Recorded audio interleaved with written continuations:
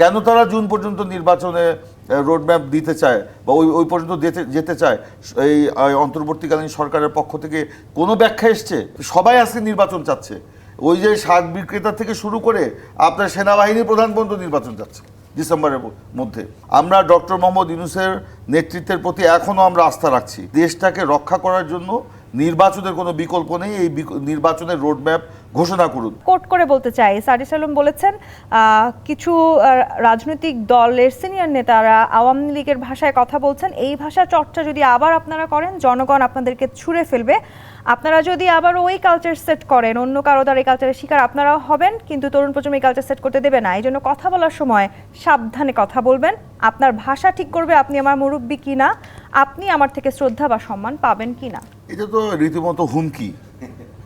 এটা যে এতদিন তারা মব জাস্টিস করেছে, মব জাস্টিসের নামে একটা অ্যানার্কি সৃষ্টি করেছে, এখন এসব হুমকি ধামকি দিয়ে তারা আপনার এসব তাই আমি যদি প্রশ্ন করি, তারা মানে যে ছাত্র হয়ে তারা যে ভাষায় কথা বলে, সেটা কি কোনো রাজনীতিবিদ দূরে থাক, কোনো ছাত্রনেতার ভাষা হতে পারে এরকম?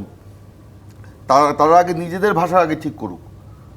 আজকে জাতীয় ঐক্য যে বিনষ্ট হলো, জাতীয় ঐক্য বিনষ্ট হওয়ার প্রধানতম কারণ হচ্ছে এইসব মানে লোকদের এইসব ধারণা। হ্যাঁ, তারা আন্দোলনে ভূমিকা পালন করেছে, আমরা তাদেরকে এই জন্য সম্মান করি, কিন্তু আন্দোলন পরবর্তী, ফ্যাসিবাদ পরবর্তী যে সময়, আজকে তো তারা একটি রাজনৈতিক দলে পরিণত করেছে। এই আন্দোলনের শক্তির একটি অংশ তারা রাজনৈতিক মানে দলে, নতুন রাজনৈতিক দলে পরিণত হয়েছে।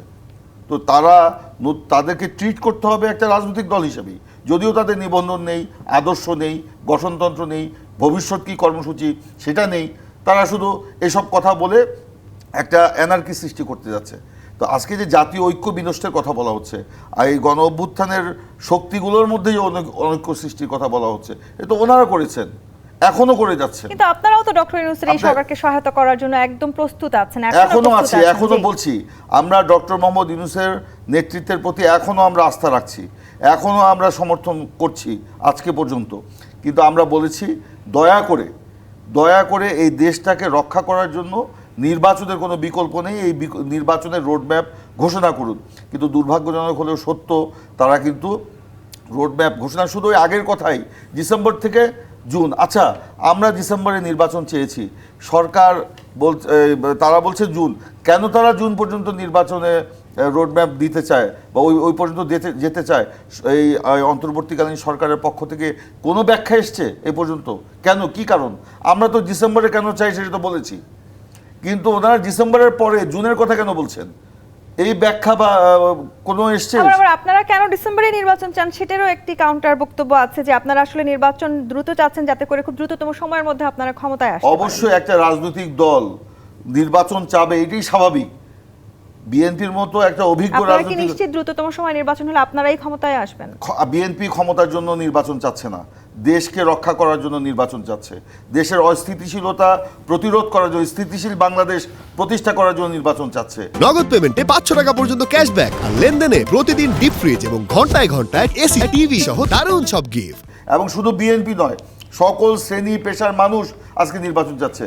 আমি গতকালকে আমার গ্রাম থেকে আসলাম, এক বাজারে বসেছিলাম, এক মানে শাক বিক্রি করতে এসছে, তার সাথে কথা হচ্ছে। তিনি প্রথম কথাতেই বলল, চাচা নির্বাচন কবে? সবাই আজকে নির্বাচন চাচ্ছে। ওই যে শাক বিক্রেতা থেকে শুরু করে আপনার সেনাবাহিনীর প্রধান পর্যন্ত নির্বাচন চাচ্ছে ডিসেম্বরের মধ্যে। এমনকি সরকারের ভিতরে প্রশাসন, বিচার বিভাগ, আইনজীবী, যাদেরকেই বলবেন, সবাই কিন্তু নির্বাচন চাচ্ছে।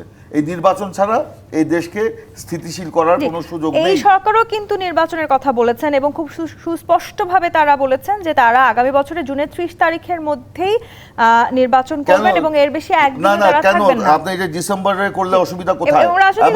এবং তারা, আপনি দেখেন, জানুয়ারি থেকে, আমি একজন সাবেক সচিবের মানে বক্তব্য শুনছিলাম আপনাদের কোনো একটা টক শোতে, তিনি বলেছেন, এটা আমার বক্তব্য না, আমি এটার সাথে একমত, জানুয়ারি থেকে জুন নির্বাচনের জন্য অনুপযোগী একটা সময় বাংলাদেশের জন্য। কিন্তু আমি একটু আসবো আপনার কাছে, জুনের 30 কাট অফ টাইম, জুনের ওই পারে একবারও তারা যাবে না, cut off time December, cut off time December, ডিসেম্বরের আগেও হতে পারে নির্বাচন মতে, কিন্তু না, এই এখানে সরকারের আমরা মতে আমরা তাদের বলছি কাট অফ টাইম আমরা বলছি যে আরেকটি কথা বললো যে নির্বাচন ডিসেম্বরে হলে সেটা হাসিনার মার্কা নির্বাচন হবে। কেন হবে? সেই ডিসেম্বরে নির্বাচন হলে বাংলাদেশের ইতিহাসে সর্বাপেক্ষা নিরপেক্ষ এবং সুষ্ঠু নির্বাচন হবে। সরকার যদি আন্তরিক থাকে, সরকার যদি তার গ্রহণযোগ্যতা বজায় রেখে, নিরপেক্ষতা বজায় রেখে, তার যদি আপনার সক্ষমতার প্রমাণ করতে পারে, তাহলে ডিসেম্বরে বাংলাদেশের ডিসেম্বরের মধ্যেই বাংলাদেশে একটা সর্বাপেক্ষা নিরপেক্ষ সুষ্ঠু নির্বাচন হতে পারে।